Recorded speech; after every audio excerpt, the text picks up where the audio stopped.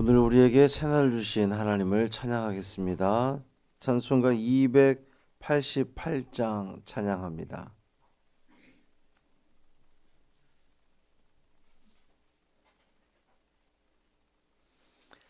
찬송 288장 예수를 나의 구주 삼고 찬양함으로 새벽 기도회를 시작하겠습니다.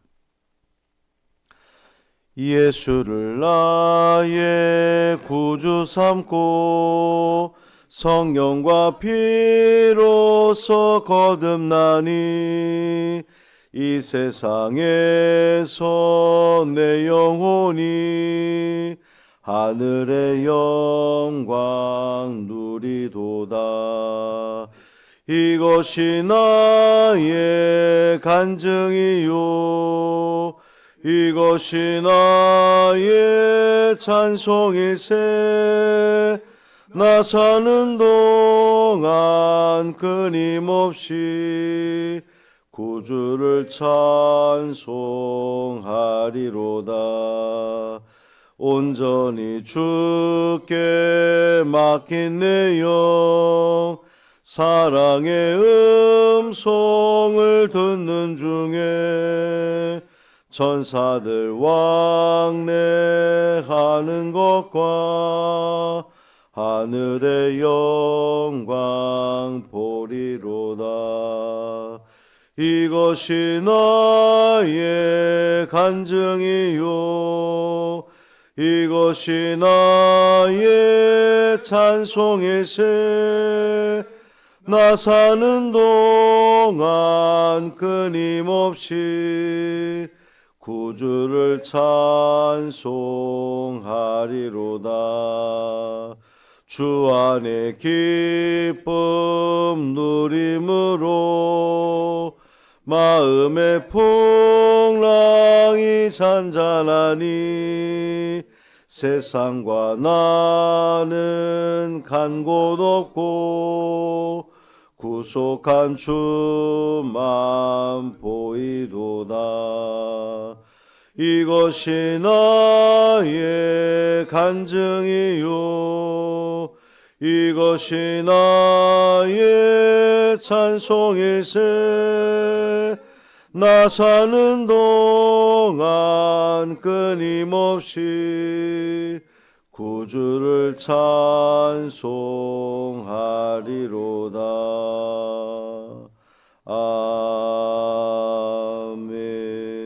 아멘.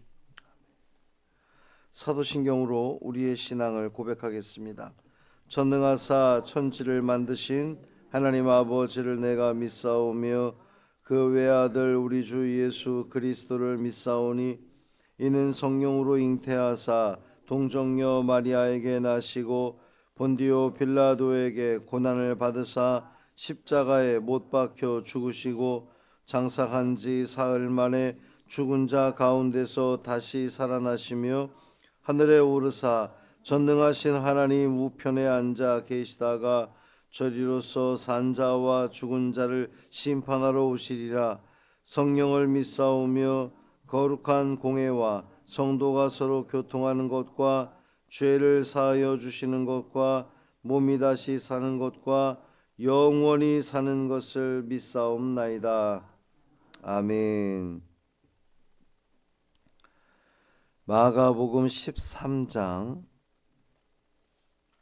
9절부터 13절까지 말씀입니다.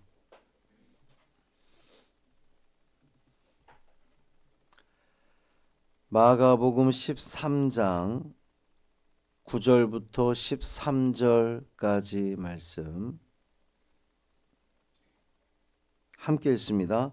너희는 스스로 조심하라. 사람들이 너희를 공회의에 넘겨주겠고 너희를 회당에서 매질하겠으며 나로 말미암아 너희가 권력자들과 임금들 앞에 서리니 이는 그들에게 증거가 되려 함이라. 또 복음이 먼저 만국에 전파되어야 할 것이니라.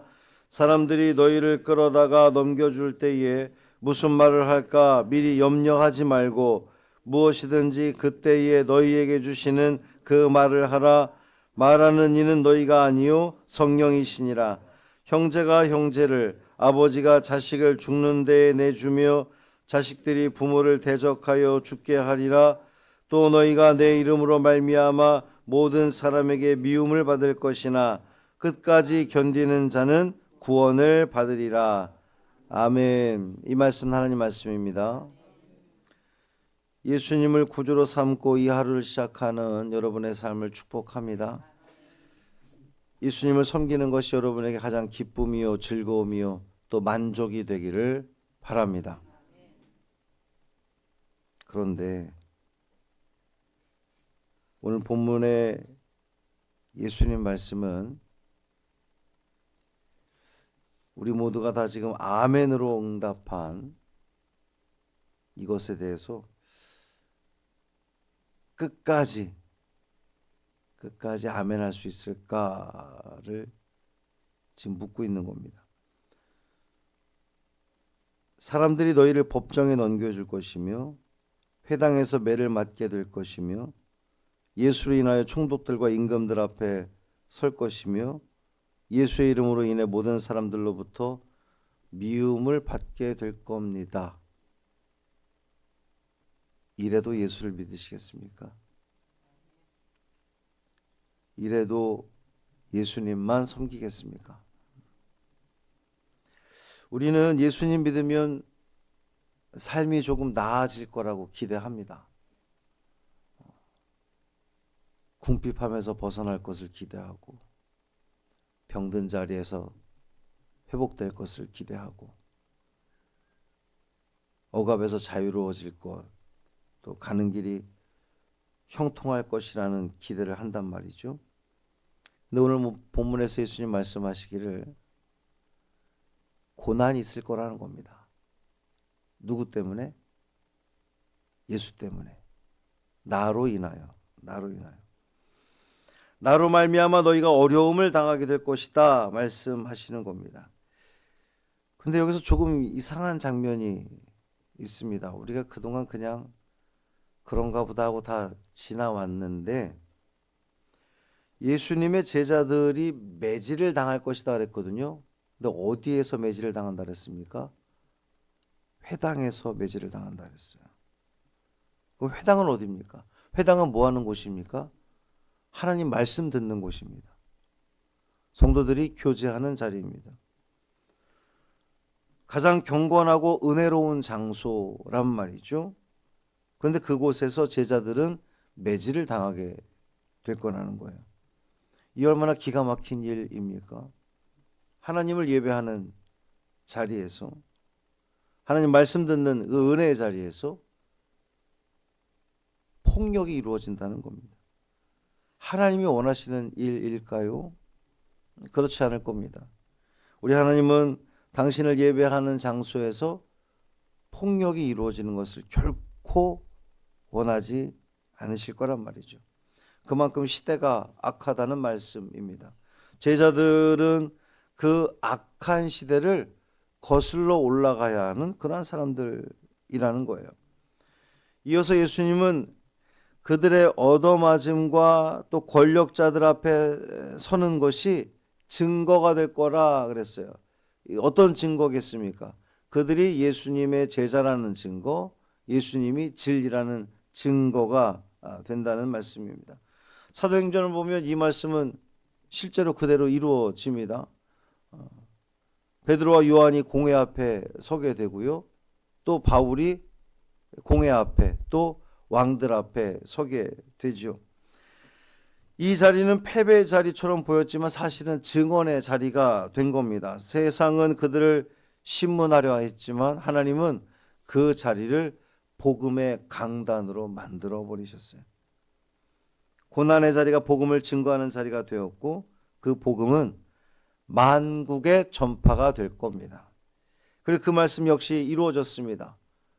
예루살렘을 넘어서 유대와 사마리아를 넘어서 로마 전역까지 세계 곳곳에 복음이 전파되었습니다.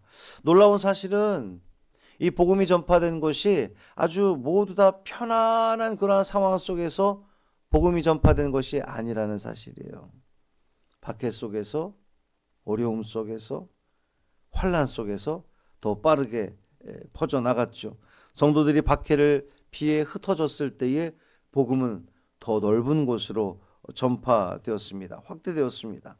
세상은 예수를 거절하며 예수를 증거하는 자들을 핍박하고 증거하지 못하도록 막았지만 하나님의 복음의 역사는 더 넓게, 더 광대하게, 더 많은 이들에게 전파되었단 말이죠. 박해를 하면 할수록 복음을 전파하지 못하도록 막으면 막을수록 더 많은 복음 전파자들, 순교자들을 통해서 예수 그리스도의 복음이 전 세계로 퍼져 나갔습니다. 그런데 이 말씀을 듣는 제자들의 심정은 어떠했을까요? 야고보와 요한이 예수님께 그렇게 이야기를 했잖아요.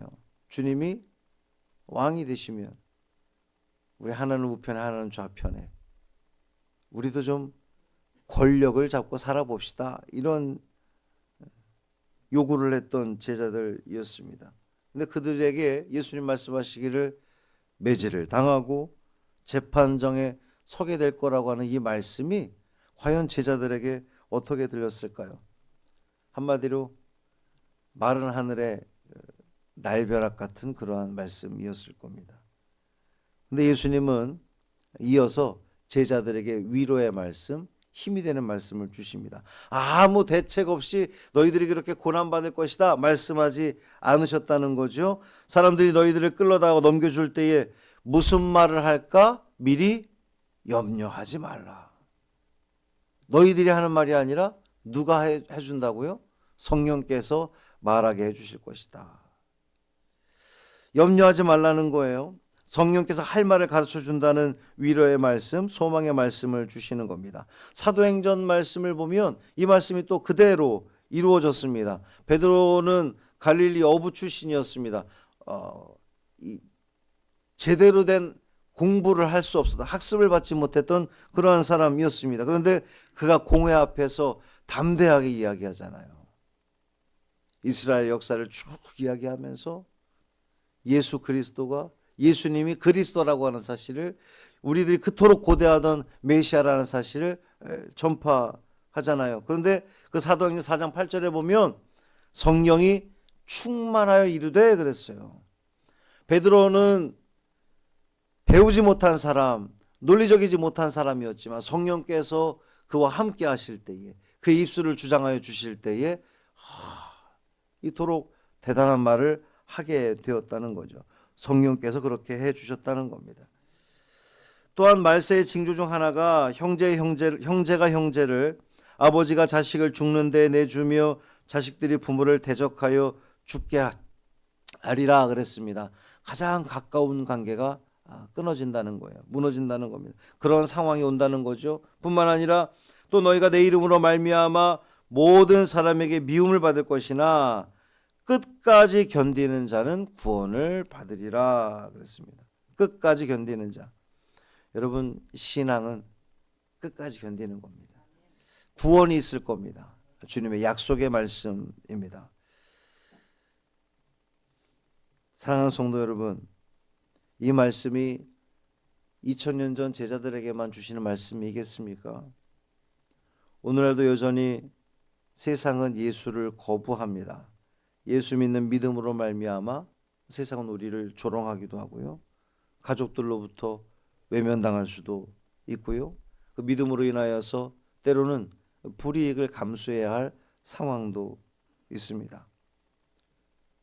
그런데 베드로 사도가 베드로전서 4장에서 너희가 그리스도의 이름으로 치욕을 당하면 복이 있으리라 그랬어요. 복이 있으리라. 사랑하는 성도 여러분, 신앙의 길은 편안한 길은 아닐 겁니다. 고통의 자리일 수도 있습니다. 불편을 감수해야 하고 쉬운 길을 포기해야 하는 그러한 자리일 겁니다. 그런데 분명한 것은 예수님 때문에 겪는 모든 그 순간은 주님께서 기억하시고 그 고난으로 인하여 우리의 모습으로 인하여 우리가 예수 그리스도의 제자임을 증거하게 될 겁니다. 뿐만 아니라 예수가 진짜 진리이고 그리스도라는 것을 세상에 증거하게 될 겁니다. 그리고 그 자리에서 성령께서 우리의 입술을 주장하여 주셔서 온전히 제대로 말하게 하실 겁니다. 그러니 예수의 말씀을 굳게 붙잡고 끝까지 견디는 자는 구원을 얻으리라 그랬으니 여러분 오늘도 분명하게 이 하루를 살아가십시오. 믿음을 가지고 포기하지 말고 끝까지 소망으로 이 하루를 살아가십시오. 주님께서 구원의 은혜로 도와여 주실 줄 믿습니다. 살아계신 아버지 하나님 감사합니다. 끝까지 견디는 자는 구원을 얻겠다고 했습니다.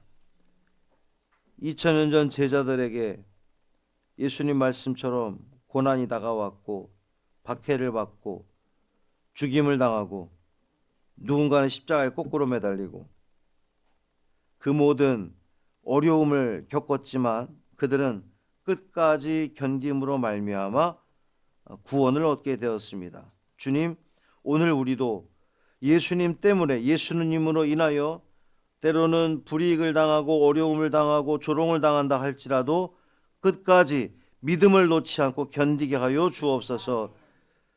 믿음을 붙드는 자에게 구원의 은혜를 부어주신다고 하셨사오니 우리가 구원받고 다 천국을 사는 믿음의 자녀들 되게 하여 주옵소서.